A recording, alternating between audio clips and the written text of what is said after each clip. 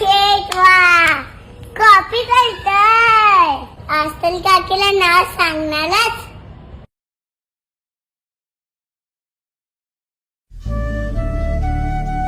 बाबा त्या दिवशी काय बोलत होते ते माहितीये? आता देश कमकुवत झालाय, त्याला भ्रष्टाचाराची वाळवी लागलीये. मला नाही माहित ते कशाबद्दल बोलत होते. बाबा मला बोलले, श्रीजा आपण आपल्या फायद्यासाठी भ्रष्टाचाराला घटपाणी घालायचं नाही. मला ते पण नाही समजलं, पण तुझी कॉपी सीमा काकीला सांगू नये म्हणून तू ही गॅटमध्ये मला दिलीस ना, तेव्हा मला समजलं ह्याला भ्रष्टाचार बोलत असतील. काय झालं, मला एकट्यात पण नाही मिळालं.